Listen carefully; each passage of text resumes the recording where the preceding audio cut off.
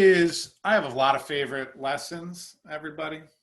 Means so much in the course, yet so few people understand it. And that's not to say anything about your level of knowledge about this particular topic, or really anybody's level of knowledge.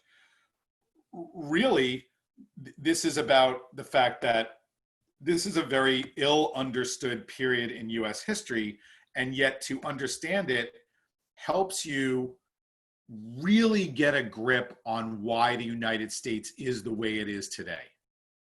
And this is it's a big topic, but you can't really understand why the United States becomes a country that is so decisive a factor in World War I, or such a decisive factor in World War II, or such a mega superpower following World War II and in the Cold War, unless you understand these years. Because this is almost like looking at, if this was a biography of a person, this would be the childhood of the Imperial United States. And if you don't understand, looking around you, why the United States, for instance, has military bases in the Middle East and in Asia and in South America and everywhere, if you don't understand how that came to be, well, this lesson explains the roots of that and explains the birth of a nation that really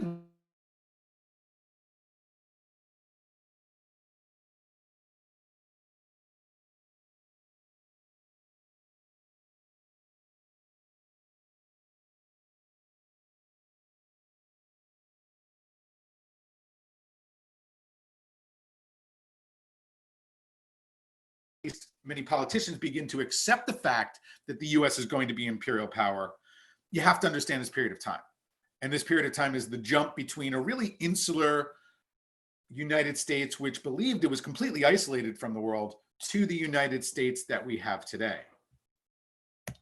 And if we look at the pre-imperial United States, this United States from basically before the Civil War, but really up until 1890, so pre-1890, the United States is a really isolated country that's growing industrially, and is really an inward-looking country. It's a country that's looking at the available exploitable land that the United States has to, quote unquote, expand into.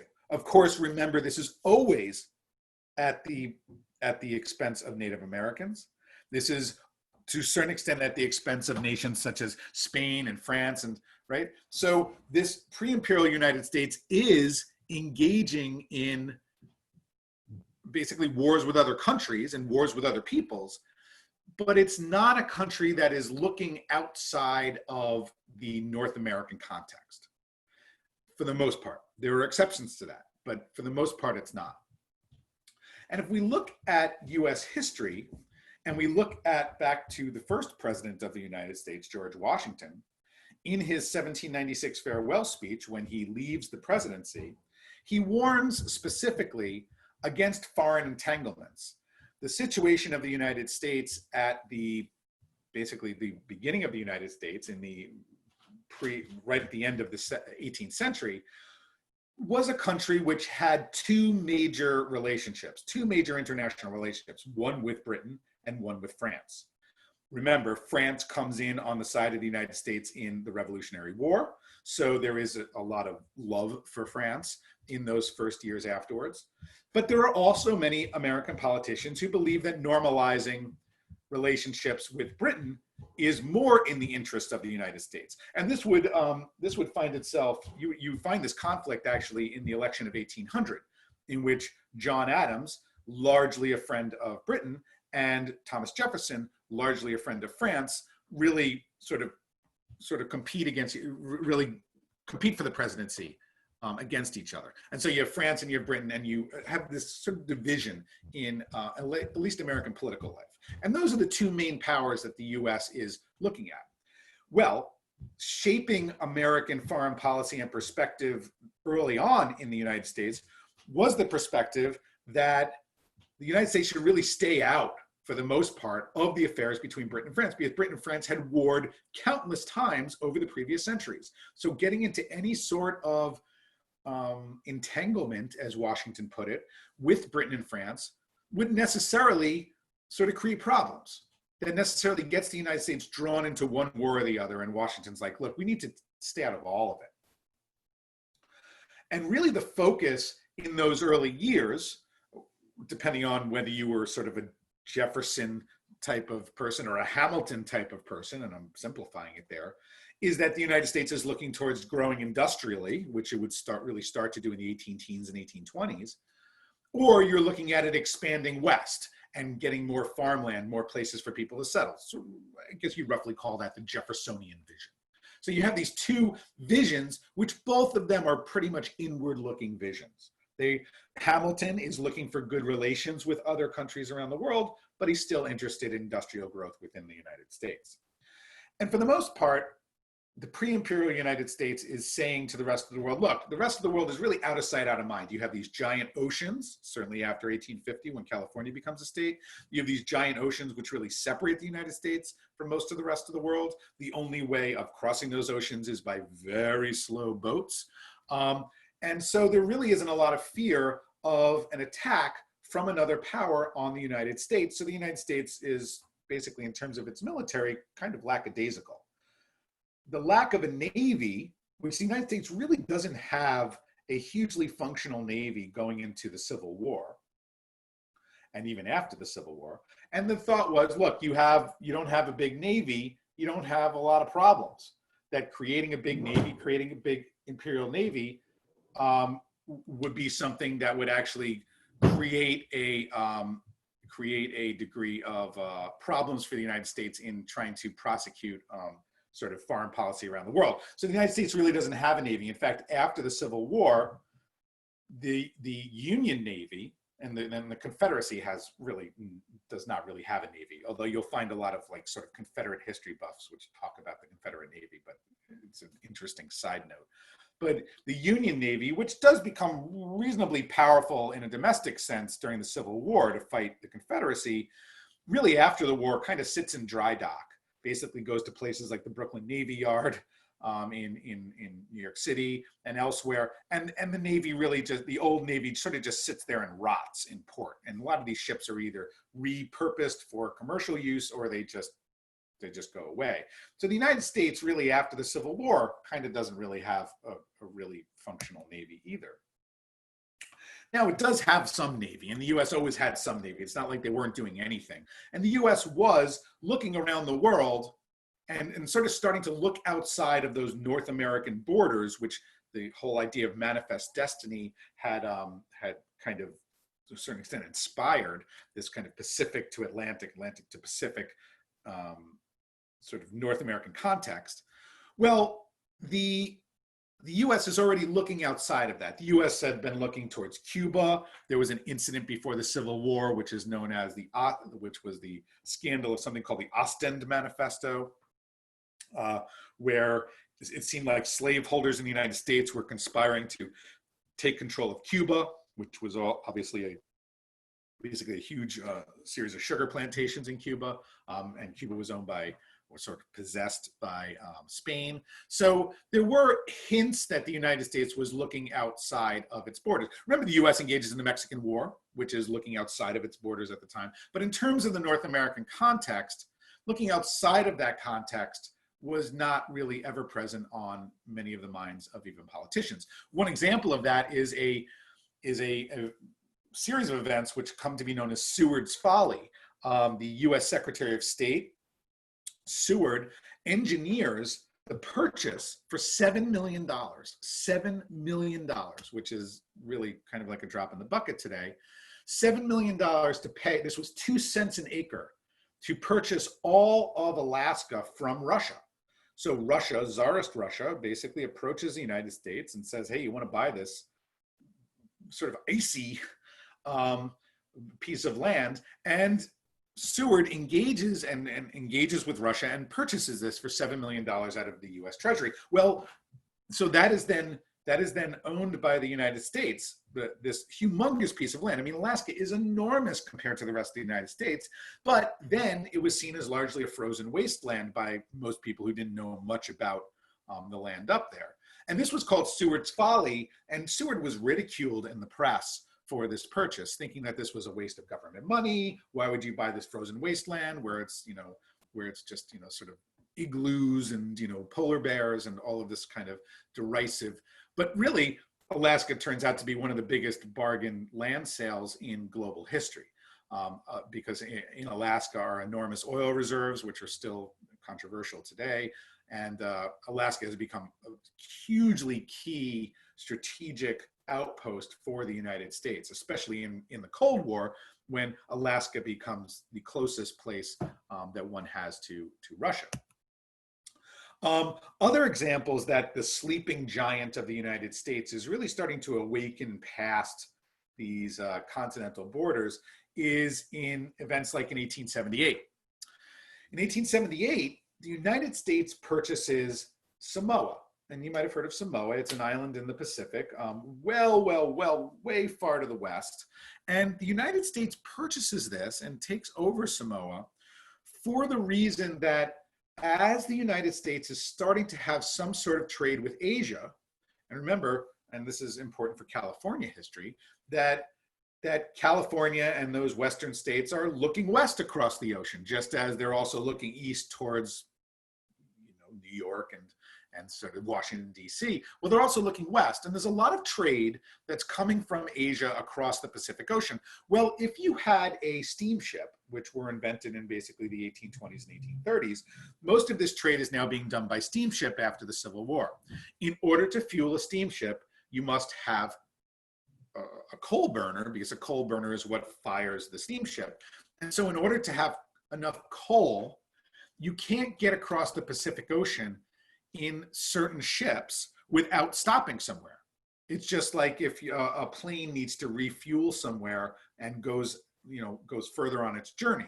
For instance, I once took a flight from Los Angeles to the Philippines. Well, it had to stop in Guam because it didn't have enough fuel to get all the way. It's the same concept with a coaling station. But in coaling stations, the United States really starts to buy some of these islands in the Pacific, specifically so that their ships can get to Asia and get back from Asia without sinking because they don't have any coal. So this is an early concern of the United States, at least in regard to trade. Remember, though, this is going to be really important, trade and the US military are going to be deeply entwined in this period. You can't understand the United States' desire to sell products around the world without understanding the US desire to also control those places that they need to sell those products. And we'll discuss that more as we go on. One fascinating example of the United States awakening to this is the Pago Pago in the Samoan Islands. This is a postcard from the period. This shows basically the coaling station here where the ships would dock and come into port and then leave. But one fascinating example is Hawaii. And if anybody's ever been to Hawaii, I think most of you can attest to how beautiful Hawaii is, how what an amazing what an amazing place Hawaii is. It's in the middle of the Pacific Ocean. It's when you get there, and if you have a sense of geography and you start to look at a map, you realize how far away from any other plot of land you are when you're in the Hawaiian Islands. I mean, these are really distant islands. It's hard to imagine that, I think, when we just get on a plane, you land somewhere 5 hours later, but the Hawaiian Islands are really isolated. Other facts about the Hawaiian Islands, which are really interesting. I urge everybody actually to read, I can't remember the book, there's a fascinating history of the Hawaiian Islands, which really gives a history of how the Hawaiian Islands really enter the become a US state over time, but really goes back to the prehistoric history of the Hawaiian Islands. Hawaiian Islands really were not settled by humans much before about 1,500 years ago. And there are differing debates about that. So the Hawaiian Islands have this kind of rich wildlife that many other places in the world don't have because humans have not been there very long. Well, in any case, the Hawaiian Islands became a place that the peoples that arrived there, who arrived from the South Pacific, and Hawaii's roughly in the North Pacific. It's above the equator, so it's one of the few island chains that are inhabitable above the equator in the North Pacific. There are many islands which are inhabitable in Micronesia and Macronesia, down in the South Pacific, Tahiti, etc. But there were very few like the Hawaiian Islands. And for that reason, the Hawaiian Islands occupied a space where the United States looked at Hawaii and said, well, this is a perfect place to control, not only for coaling stations, but also just as a strategic point in the Pacific to sort of emanate American power from. And so the Hawaiian Islands were ruled by a kingdom. The Hawaiian Islands, one bit of trivia that you can take with you is that the Hawaiian Islands are really the only kingdom, an actual kingdom with a recognized king and queen, which are recognized for a period of time by the United States, a monarchy that is recognized by the United States that later becomes a state.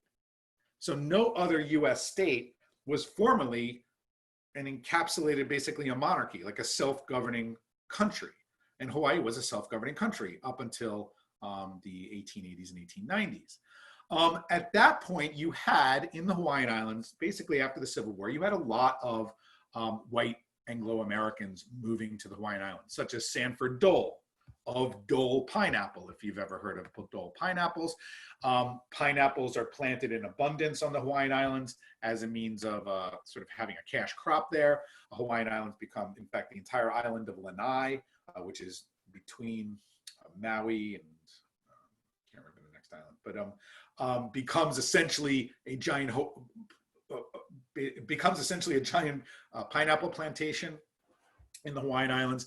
And these figures who have moved there come with a lot of wealth and start buying a lot of Hawaiian land. This is still, by the way, a hugely controversial topic in Hawaii. Many Native Hawaiians believe that many of these lands were cheated from them, and this is still a really, really controversial issue in the Hawaiian Islands, land ownership. Well, a lot of this land is purchased for these plantations and purchased by these sort of wealthy Americans coming over from the mainland, and these individuals coming over from the mainland, now controlling more and more land, actually incite a kind of a revolution in the 1880s and actually turn to President Grover Cleveland and say, hey, take us over. Basically, we've incited this revolution against the Queen. Why don't you take us over, and then we will become a U.S. territory. Well, Grover Cleveland at the time, the president, actually says, no, we're not going to do this. This is not what the United States does. The United States does not go and take over sovereign countries. That's not something the United States does. And they kind of look askance at that. It's actually somewhat unpopular. Well, by the end of the 1890s, largely because of the needs of the Spanish-American War, the United States pretty much gives up any pretense to not making Hawaii a territory. And gradually, these individuals who form white citizens leagues in Hawaii essentially depose the monarchy of Hawaii and make it into essentially a U.S. protectorate, and later a territory. And then later, of course, by 1959, Hawaii becomes a state. So these are important. It's really important to understand Hawaii as part of the U.S. expansion outside of the North American context.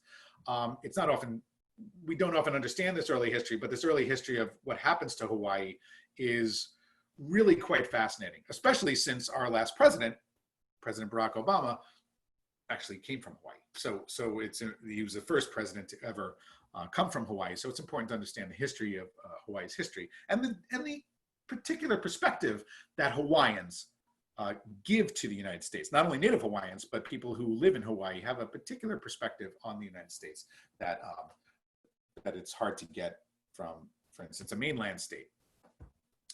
In any case, why does the United States start to do this? And I mentioned that a lot of this had to do with the Asian trade, in that the United States is trying to go overseas and trying to create this sort of chain of coaling stations across the Pacific.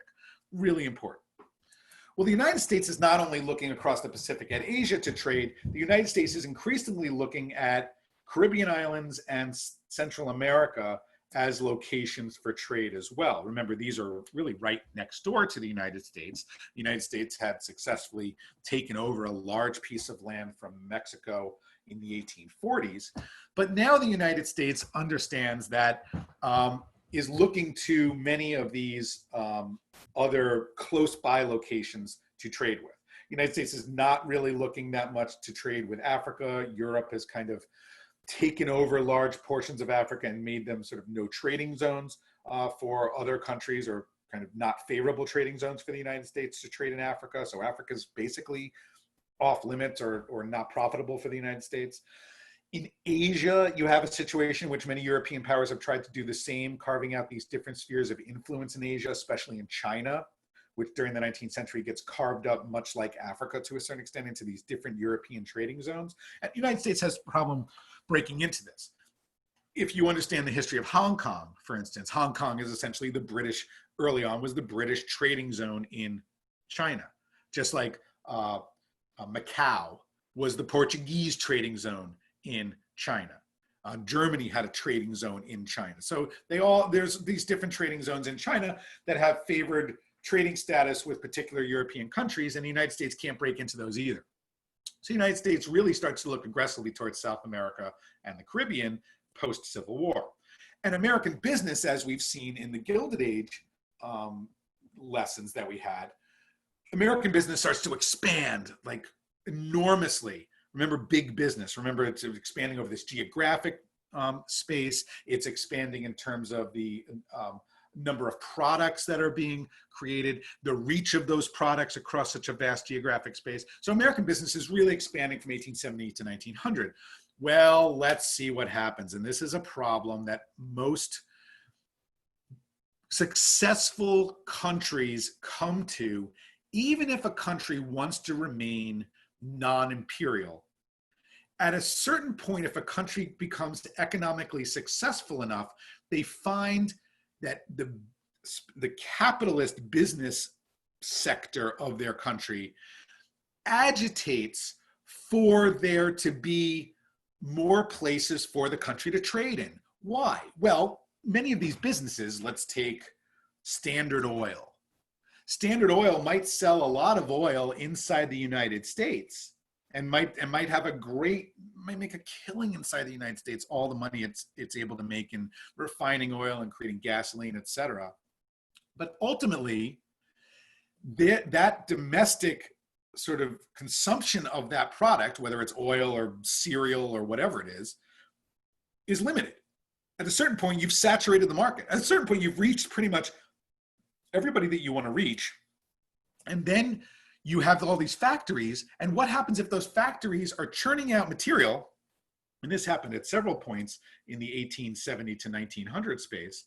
There are several periods of time where the US factories start to churn out so much products, and then there's an economic downturn and people stop buying things. Well, then you have a giant surplus, and what do you do with it? Well, American businesses start to think, okay, well, during economic downturns, if we had another place to sell our products, or basically dump our products, even at a cheap price, at least we don't have to destroy them or just sit with them as they spoil. We can send them to other countries where they can be purchased there. And that's when the light bulb in the American business mind turns on, that the United States needs other markets for their goods. So you have too many products, you have not enough domestic consumers. These businesses are becoming so big that their factories are creating so much more material than they can actually sell to people in the United States. And they look to control other places to sell this material to other places. At first, they sell, of course, to Europe and Canada some of their excess stuff, but that's not sustainable, because Europe and Canada are relatively developed countries industrially, and so they don't really need as much American products. They don't have that need for it. Well, so the United States really starts to look to Asia, South America, Africa as future markets for their goods. And remember, if a nation needs a place for excess goods from their successful industrial businesses to sell products, what they need in those countries overseas are a few things. They need control of that country, meaning they need the ability to control the government of that country such that that government will be friendly to the United States. Remember, one thing that's going on, especially in the European context, is the European governments are creating friendly governments in Africa and in Asia, and I say friendly in quotes, creating those governments which will accept European products and accept European gunboats and ships coming in and selling those products and selling them at the expense of other European powers, right? So what the US needs, just like what Europe, quote unquote, needs, is control of these countries. They need the ability to have a friendly government there. They need that government to be relatively stable. They need that government to be stable enough such that a business that's going to invest in that government 1 year is still going to be there 5 or 10 years later. You can't, an American business does not want to invest in a government that's constantly undergoing revolution, right? So the US needs control, it needs stability, and it needs access, okay? It needs access to that market. And all of those things are things that a vigorous foreign policy that uses the American military to basically quell many of these countries from engaging in revolution, and in many cases quells efforts at sort of revolutionary democracy in many of those countries. That's what American business needs. They just want stability. They don't really, American business does not care, and business in general does not care for the most part, except for its responsiveness to the domestic market, does not care about human rights in that sense, especially in this period of time. That's not the concern of Standard Oil. That's not the concern of Dole Pineapple. That's not the concern of many of these large corporations. So the needs of American business, here we have this map of how Europe sort of does this to Africa, where it basically creates these essentially sort of colonies. Now, these colonies are huge. Africa is a huge continent. So when we say that that they have control over these, they don't really have that much control over much of the land here, but they are using these places as places where they're going to have trading privileges. But the needs of American businesses, the United States starts to emulate what Europe has done. Europe has sort of taken over a lot of, as I said, Asia, especially specifically China and Africa. Well, they start to look at Latin America next, and Germany is also very active in Africa as well. This will become an issue going into World War I and beyond. In 1893, as I kind of hinted at before, there's a panic, basically like a depression, in which the US economy basically collapses for a period of time. This really rattles markets and really shows American corporations that what they kind of should be looking at. They could sort of need to be looking towards a future in which they have stable markets somewhere that they can offload these domestic goods. Well, at the same time that these businesses are finding themselves desirous of colonies in the United States context, although the United States doesn't want to call it that, because remember, the United States was a colony itself. So the United States is very careful. Many in the United States are very careful about creating or recreating something that is exactly like the European colonial context in Africa and Asia. That doesn't mean that they don't do it in a different name.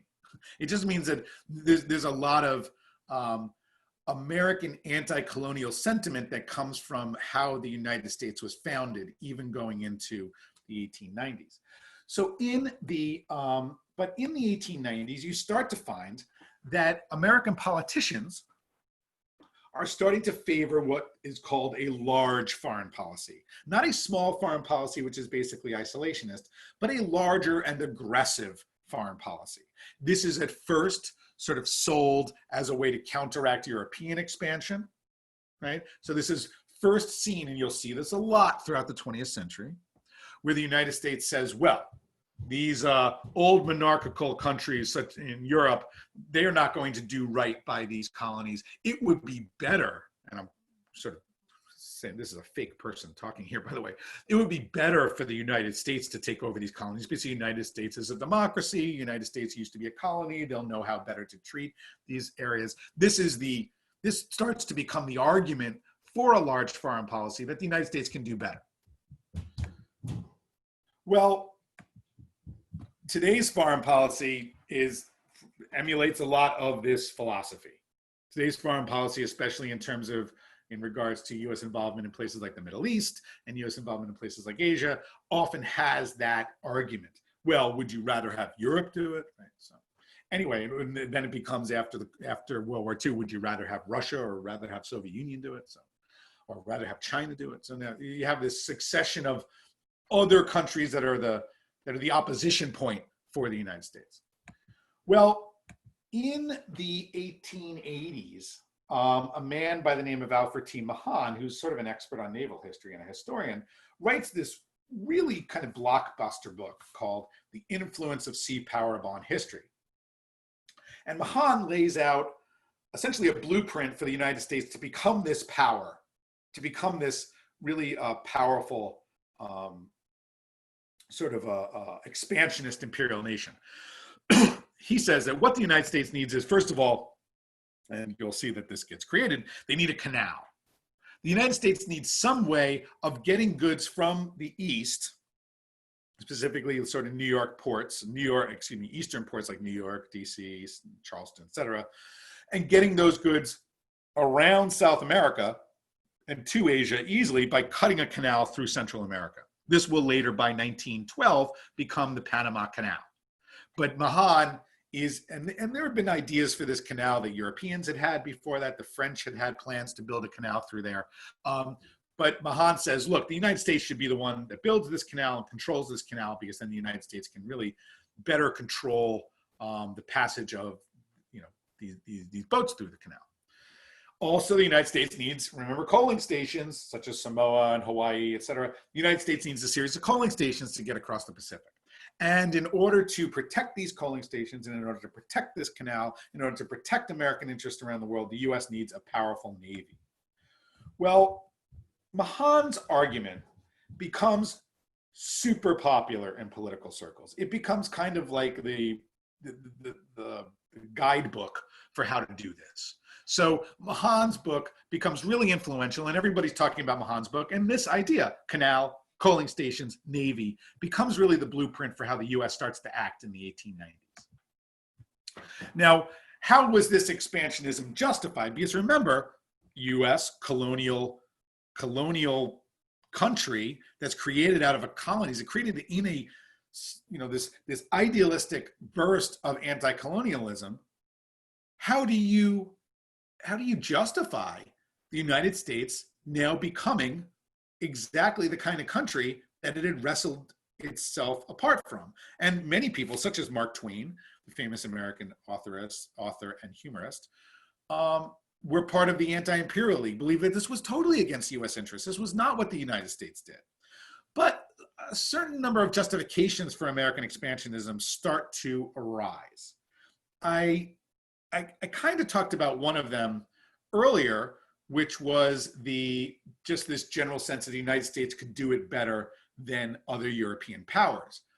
But inherent in that, and we talked about social Darwinism before too, inherent in that are some pretty much racist and quite prejudicial ideas of the day, which kind of feed the belief in this expansionist United States. One of them is social Darwinism, the idea that that certain peoples were more advanced than others, are more evolved, and that those peoples then had an obligation to rule over other peoples and races. And this assumption of social Darwinism is very much a part of a lot of the rhetoric about justifying American expansionism. That, oh, look, now one of the, oh, look, Africa, look at how poor people and many of these countries in Africa are. They need the United States to help out, right? They need the people of the United States to help out. They need, for instance, another example, Anglo-Saxons to help out.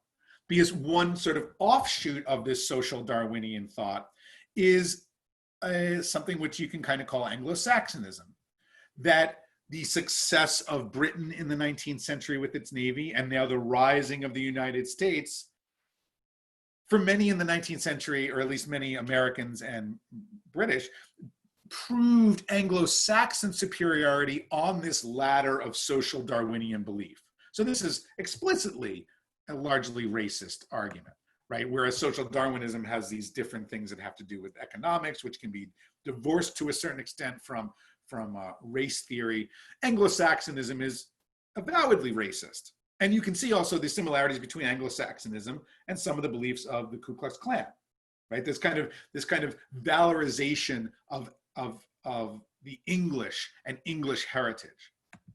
So remember, another big counterpoint to Anglo-Saxonism, especially in Europe, is the German belief in their own superiority, which would then result in, which would eventually result in Nazism and a lot of German race theory. So you have these competing forms of social Darwinian superiority based on different peoples. And Germany and Europe and Britain both believe that they are the most advanced peoples on the European continent.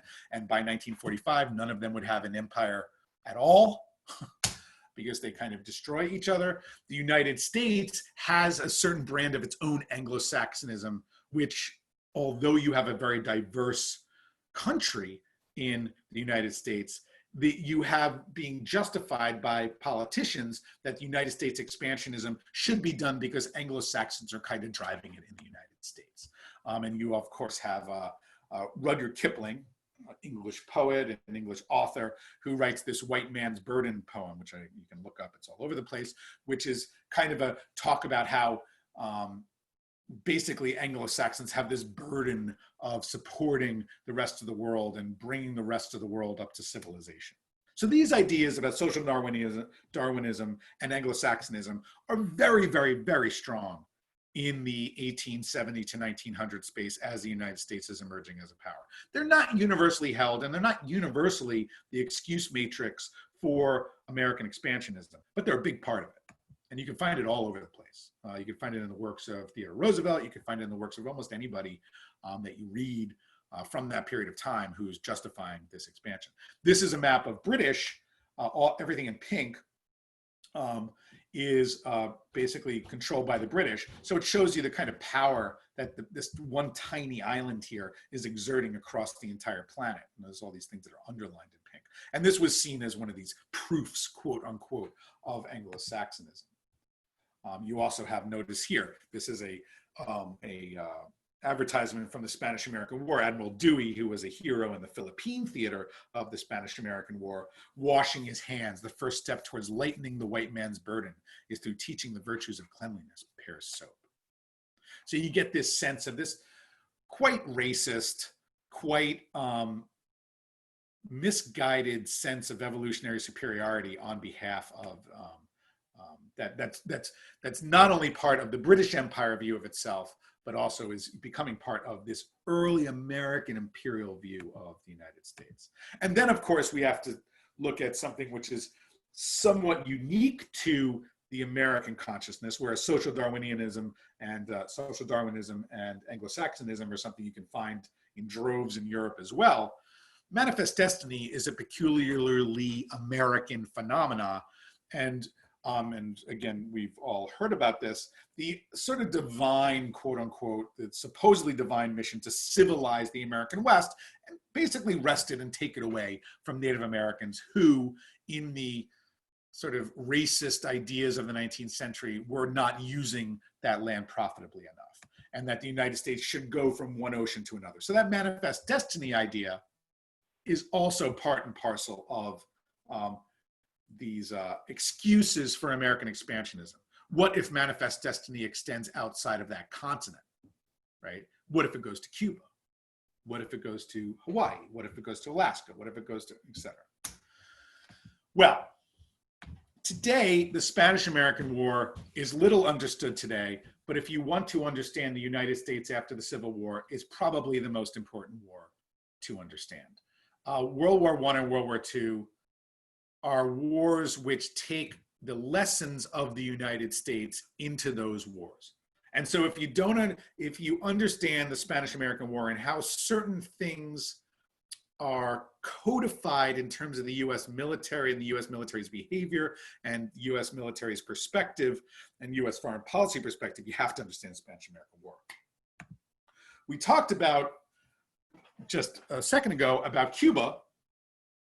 and about how before the Civil War there were these designs by slaveholders to take over Cuba. There was kind of a conspiracy. Well, that never came to be. And Cuba, by the 1890s, was still controlled by Spain. Now, Spain, the history of Spain, if you go back to, let's go back to 1492. And let's go back to Christopher Columbus and really the kind of supposed conquest, I use that term in quotes also, the supposed conquest.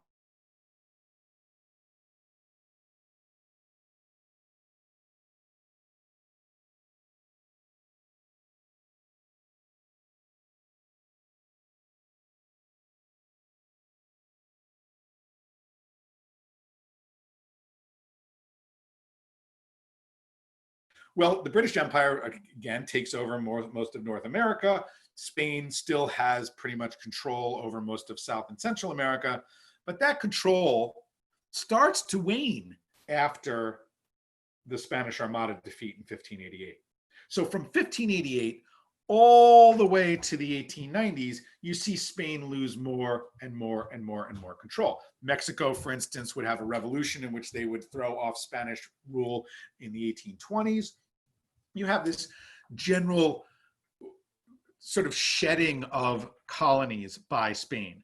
By the 1890s, Spain really only has the Philippines and Cuba and Puerto Rico as some of their large-scale colonies, and they're still colonies.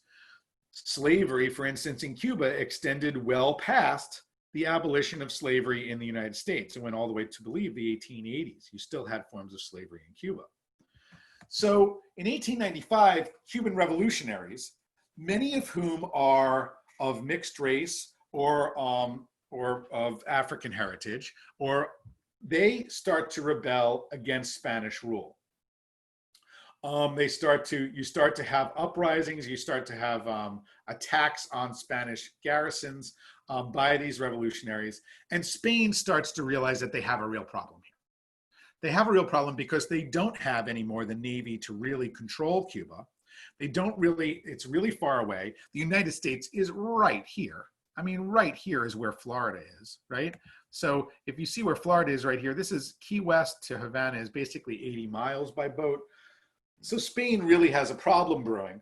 And Spain institutes a policy inside Cuba known as reconcentración. Right? It looks like reconcentration, reconcentración. Let's look at this word for a second. Concentration.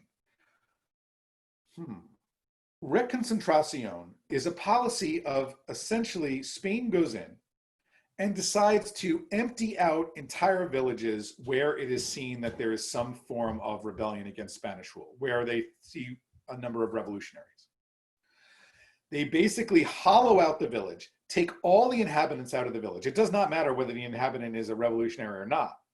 They basically take over the village, put in basically an army garrison there, take everybody out of the village, put them outside of the village in camps called reconcentración camps. Yes, now you're getting the picture. This idea, this kind of policy, later we see its use in obviously World War II as concentration camps. And that is really where the term comes from.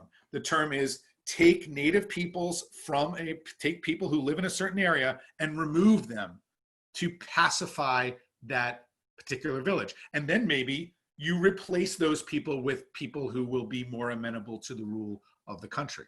And so Spain starts to do this. This starts to get a lot of attention. And now the whole history of concentration camps, obviously concentration camps as we understand them in the Holocaust context are different in the sense that a concentration camp does not need to be an extermination camp. Okay, so a concentration camp is not necessarily killing those who are in the camp. However, concentration camps and these reconcentración facilities inside Cuba would be places where diseases would spread and where people would die at a much higher rate because they're living in squalid conditions. So the effect of having a camp where you remove people and hold them who have not done anything besides live in a particular place, well, we can see how that word carries over and that policy carries over to the creation of concentration camps. And again, whether you want to call what happens in the Holocaust extermination camps or concentration camps or whatever, concentration camps are any time that occurs. So that's why the definition of the term should be maintained, because we still have incidents where you might not have an extermination camp, but you have a concentration camp, such as, for instance, what's happening in China, where the Uyghur population is being removed from many of their villages and put in concentration camps. Those are concentration camps. Whether those people are actually being exterminated there or not does not lessen the fact that those native Chinese Muslims are being held in concentration camps. So these concentration camps exist in many different contexts. In any case, and the policy always results in some amount of inhumanity, because usually what happens is, what do you do with all of these people in the camp? What happens when all these people are in a camp permanently? Right? What if a war breaks out? What do you do with these people who the government has already considered undesirable who are in the camp? Right? So again, you can see the march from concentration camps to extermination camps. That does occur in many different contexts. Well, so that's what's going on in Spain. The United States is taking a lot of notice of this. A lot of notice of this is being paid attention to in U.S. newspapers, specifically what we call yellow journalism. Papers owned by Pulitzer and Hearst, for instance, in New York, are really kind of showing on their pages every day these kind of depredations of the Spanish. Right? These things that the Spanish are doing to native Cubans. And this is really starting to become a major issue in American newspapers, which by the 1890s have started to publish a lot of illustrations. And you sort of have the rise of tabloid newspapers. If you see newspapers such as the New York Post today, or many other newspapers, anytime you go to a city and you see a newspaper which has a ton of pictures on the front page, that's usually a tabloid. And a lot of these newspapers in the United States at the end of the 19th century, that's really the invention of that era. New York Times is not a tabloid newspaper because it's not having these sort of screaming, sort of grisly pictures on the front page to get your attention.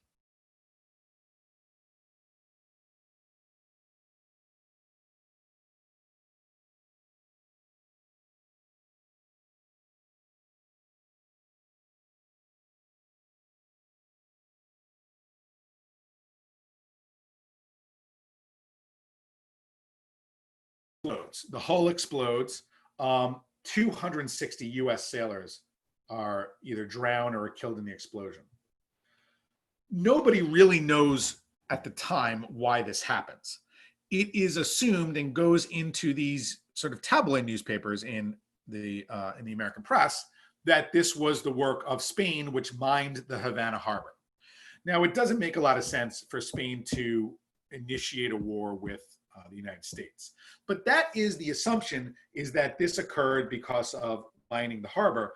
Today, we generally believe that what happened was that gunpowder, perhaps in the hull of the USS Maine, was stored improperly and actually blew up the ship from the inside.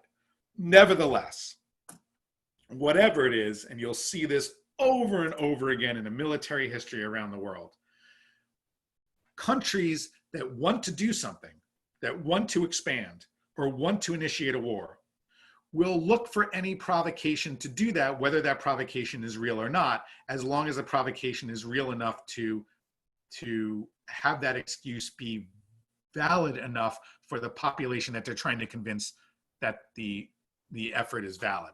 And so what I mean is this, by the way, occurs in the Vietnam War. We'll see how this occurs in the Vietnam War. And this also occurs in the Spanish-American War, that, okay, whatever caused it, whatever the investigation is, Spain mined the harbor, US seizes the opportunity. We talked about yellow journalism. So the US seizes the opportunity and declares war on Spain. Here's the ruined USS Maine in Havana Harbor. Well, US declares war. This is a world war in many senses. Spain, remember, has, at this point, they have a number of different colonies, a number of different colonial possessions, the biggest of which, for our purposes, that we'll talk about in the context of the Spanish-American War, and the biggest places that the United States then kind of takes over as territories is going to be Cuba, Puerto Rico, and the Philippines. So the US is really fighting a two-front war with this invigorated Navy, and they're fighting a war in the Caribbean and they're fighting in a war in the Pacific. So at the same time, the US really launches an attack on the Spanish in both of these places, even though the real provocation is coming from Cuba, right? So the US basically declares war on Spain. The US knew that the Spanish Navy was basically a disaster by 1898, and that the US Navy had become more and more powerful. The US Navy, though, of course, had not been tested. This particular Navy, this new Navy, had not been tested against another foreign power, certainly not another European colonial power by this point.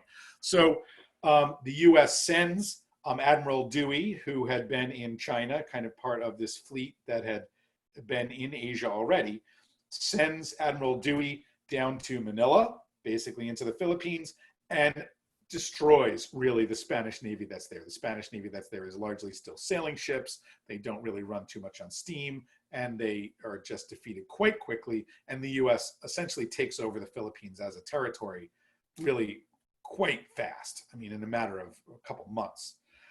In Cuba, the United States engages in something which many in the United States had dreamed of for a very long time, which was the invasion and annexation of Cuba.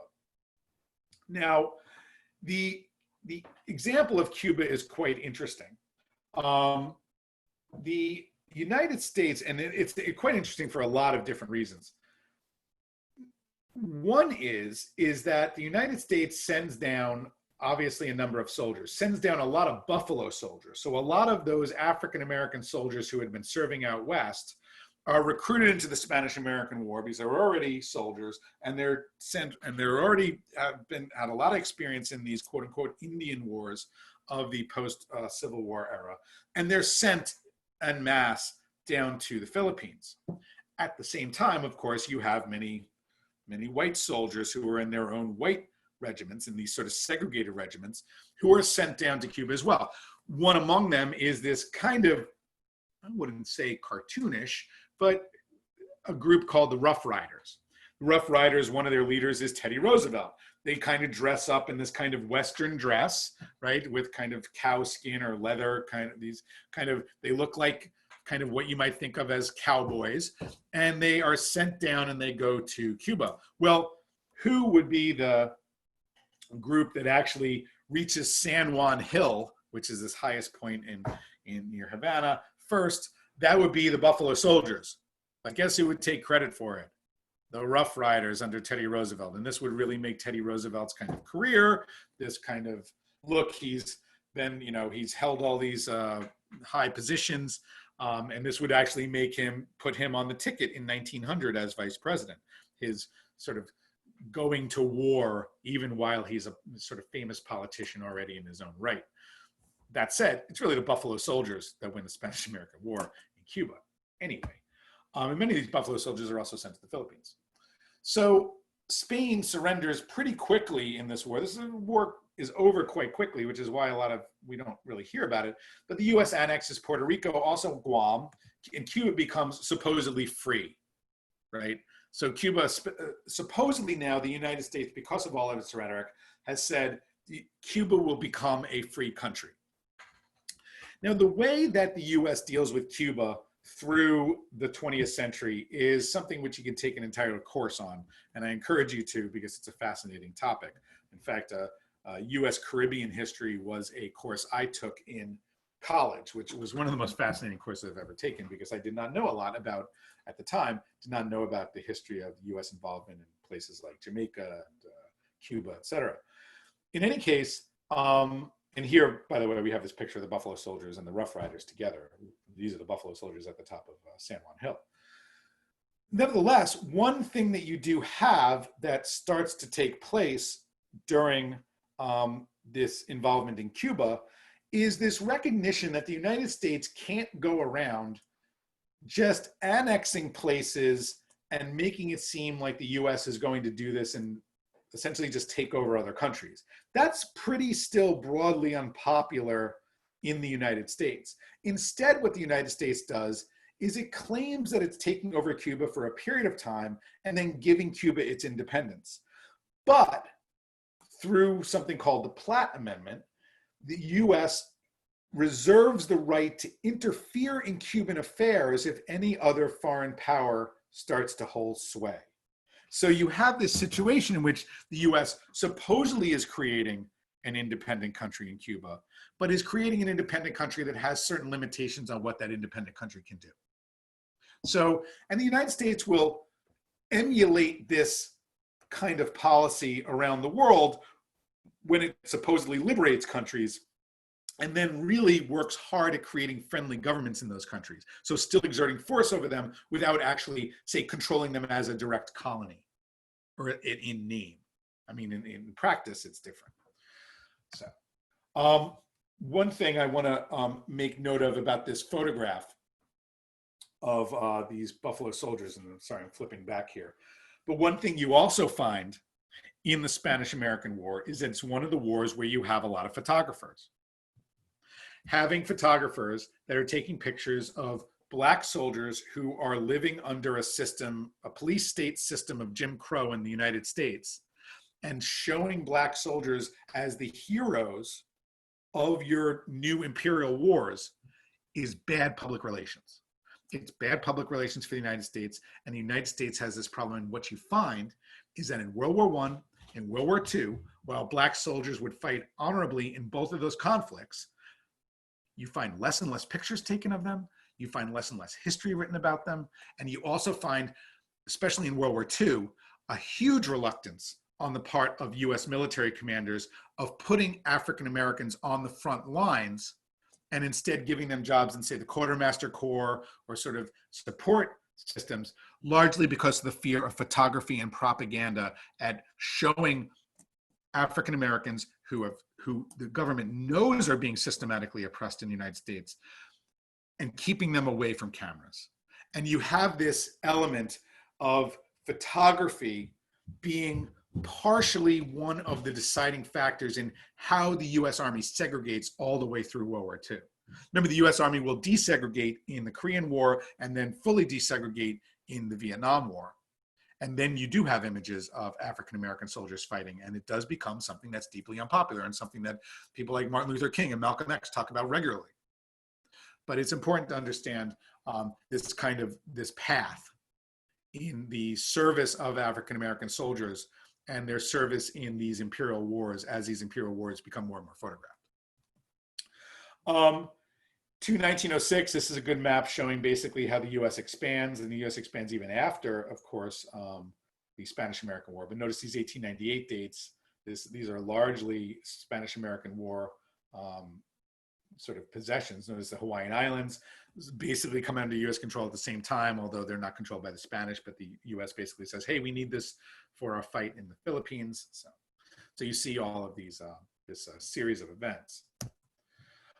Here is a map showing sort of the prosecution of the war going into, as Dewey goes into Manila, and the sort of prosecution of the war in Cuba. All of this really ends within 1898. By 1899, basically it's all over here. Spanish are defeated in Cuba in 1898. Excuse me, San Juan Hill was in Santiago. That was a mistake. And Dewey's fleet coming into Manila. So they're basically over by the summer of 1898. What happens in the Philippines?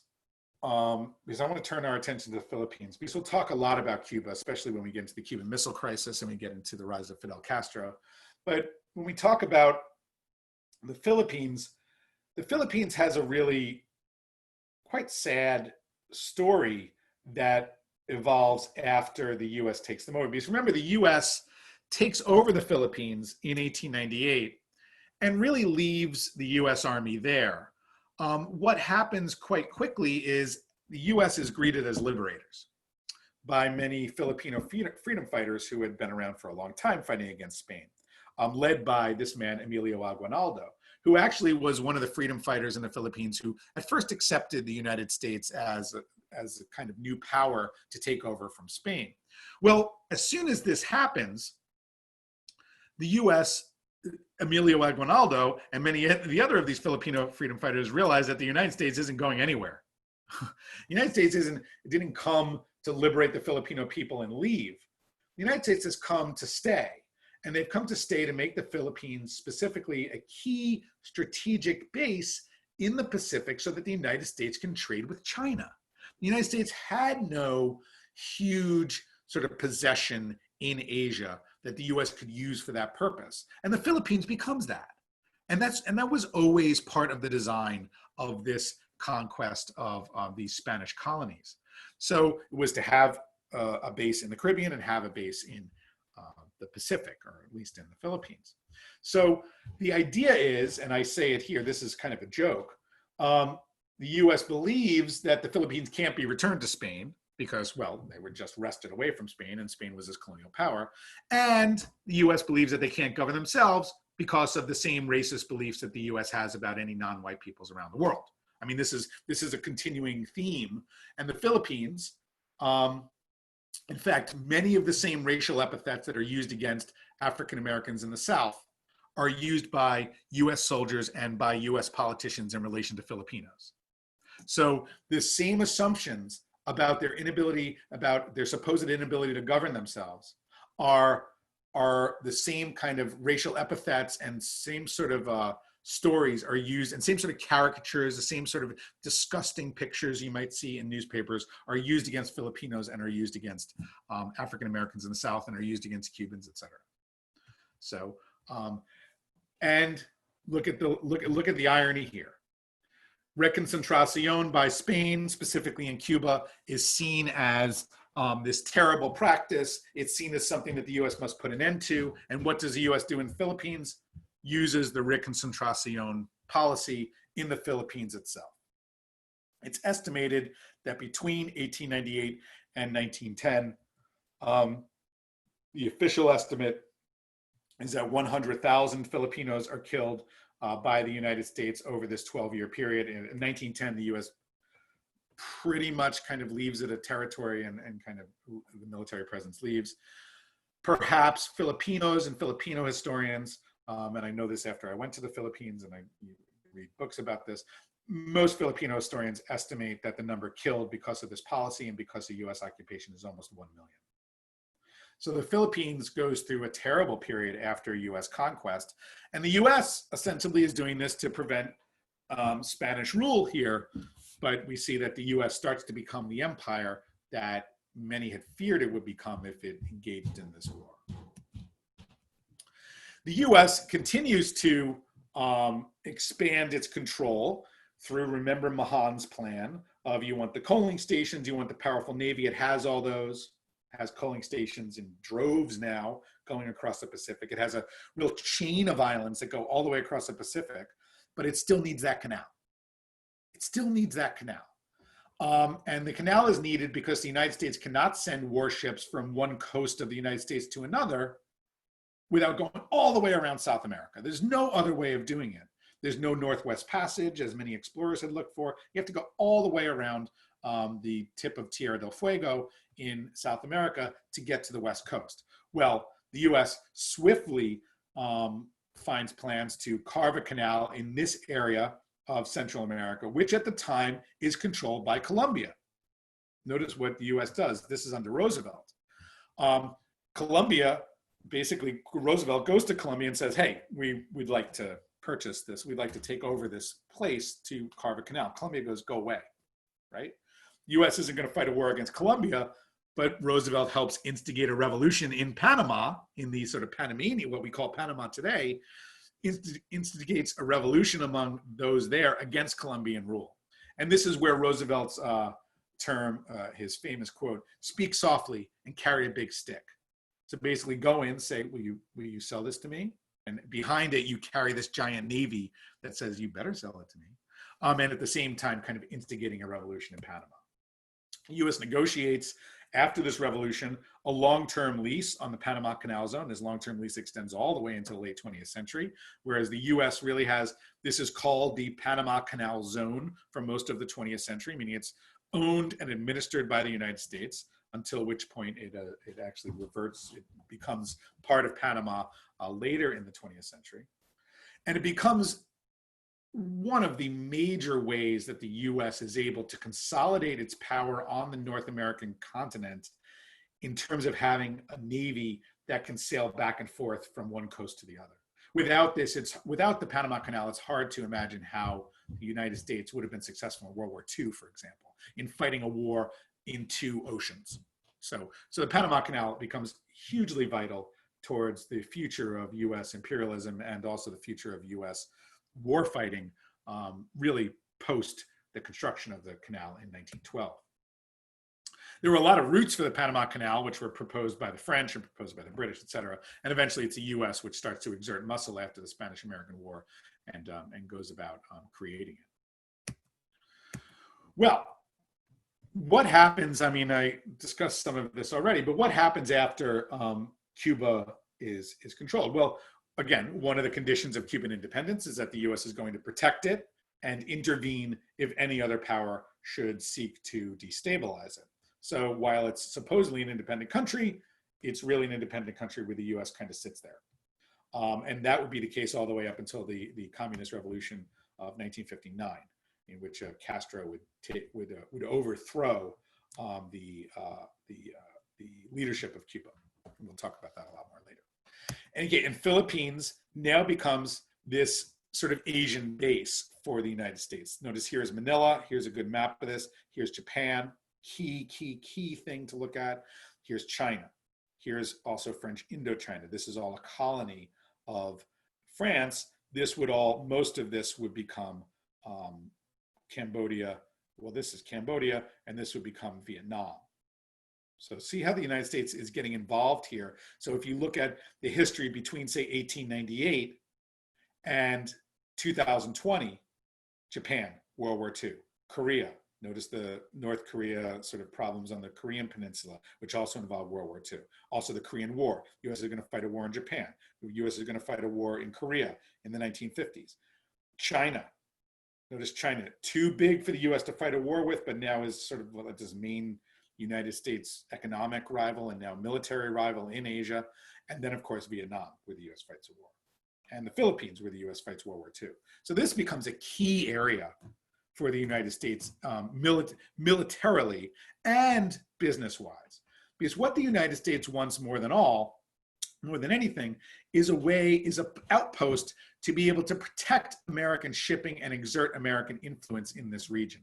China is the main place where they're looking for goods because China is an enormous market where they can sell things and take things away. And so you have Hong Kong here, again, owned by the British, Macau by the Portuguese.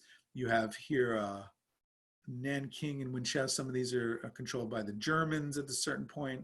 In any case, so here you have what the United States wants in China, and what they do after they sort of secure this Philippine island base is something called the open door policy. This is an important term to understand, the open door policy. The United States says they don't want any of these sort of exclusive zones that are controlled by these European powers here that you see in these hashtags. Instead, what the United States wants is something called free trade. They want free trade with all of these areas. And this becomes a term where you look at free trade and you say, hey, it's free, right? I mean, it's a very American term. Hey, it's free. All trade should be free. Well, the open door policy is also, the United States understands that if you have free trade, the United States, which is largely closer to this area, at least from the Pacific states of California and Oregon and Washington and of course Alaska, and then with the canal, the United States can exert a lot more control over here. And so if there's free trade, the US is going to be the one that benefits. And the US wants this selfishly because they want to end European control in this area. And they also argue against European control as, as a propaganda instrument to increase American control. Another thing that happens, though, is that notice Japan. Japan, since the 1860s, had been industrializing at a breakneck pace. Unlike many of these other areas, which had become colonies, such as French Indochina, and which had really been kind of places which have been exploited, and especially China, have been exploited by their European colonial powers, Japan had been able to be independent and had not sort of succumbed to this colonial impulse. It was an island nation, which is roughly the size of California. It's very powerful. It had a powerful navy. It starts to build up its industry to a great extent. And Japan really resents what the United States is starting to do, because what you're starting to have is the two major industrial powers in the area, aside from the European powers, which, remember, have to go all the way around Africa to get to China to trade, and later the Suez Canal to get to China to trade. Japan and the US really become the kind of big powers in Asia post the Spanish-American War. And Japan is increasingly getting upset at the way that the United States is treating it and the way that the United States is looking at it. Japan very much resents much of the racism coming out of the United States towards the Philippines and towards Asians in general, which starts to be bandied about after the Spanish-American War. And the Japanese, a very proud people, are pretty convinced and pretty sure that they should be the superior people in the area to control most of Asia. And you start to see these designs in Japan to be the major imperial power in Asia, at the expense, of course, of these other powers, at the expense of a unified China, at the expense of a unified Indochina, et cetera. And look at here, Korea is at this point a colony of Japan. Japan has already started to sort of take over colonies, its own colonies in the Pacific. In World War II, the US will look to French Indochina and will take it over. We'll take over the Philippines, take over portions of Manchuria, and take over portions of China. And so you'll see that Japan really starts to really exert its power in the area. And in World War II, you have this battle for control of these Asian areas by the United States and Japan functionally. And this really all starts in the Spanish-American War. Another really important reason to understand the Spanish-American War. So here you have another map showing you different revolts that the US is engaging in and supporting throughout the Caribbean and Central America during this period of time.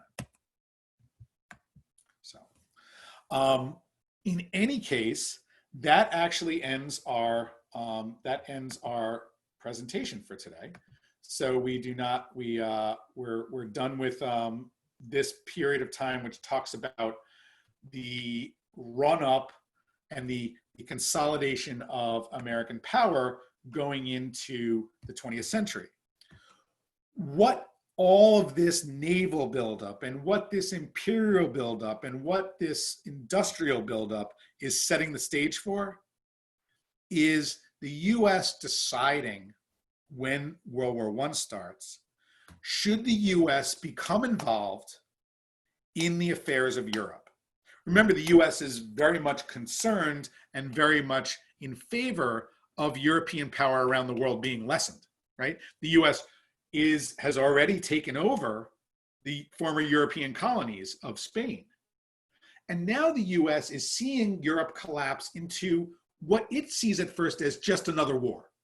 Remember, the US saw Europe as always engaging in these wars. Europe was intensely convoluted and at war with itself all the time.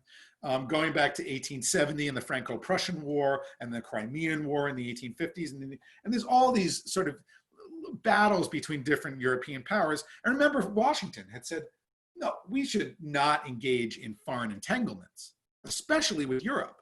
So the US at first, when it sees war break out, says, well, that's Europe's problem. Of course, the US is always looking for advantage. The US is always looking for the advantage of perhaps trying to move in on some of these European colonies and perhaps try to exert its power in the world now that the US has become this kind of imperial power. But at first, it does not see any sort of advantage to entering World War I. That will change during the course of the war. And what you'll see is by 1917, the US does enter World War I, but it takes 3 years in which millions of people die in Europe and around the world in the prosecution of World War I. But by the time of 1917, the US has really become a full-fledged imperial and incredibly powerful global power in terms of its navy. And in World War I is going to be the first real exhibition of how massively powerful calling up not only US economic reserves and natural resources, but also the resources of the United States people in terms of its soldiery is going to be in affecting global events. Spanish-American War and all of those events are going to be huge in terms of guiding global events in the future. But they're really a prelude to the US involvement in World War I and World War II. World War I is going to be the US really starting to wade into the pool of international control and what you might call interference and involvement. And then World War II is really going to be, in many ways, a sequel to World War I, as it is in the numbers, but also in terms of how it involves the United States. The United States in World War II is going to fight two massive wars, two totally different wars, one in the Atlantic and on the European continent, and one in the Pacific and in Pacific nations. And in those two different wars, the US is going to become a totally different nation imperially. It is going to adopt as its mission really the control of most of these satellite countries around the world that it starts to see as beneficial to its own control. And so that's what we will discuss going forward when we discuss foreign policy and US war in the 20th century.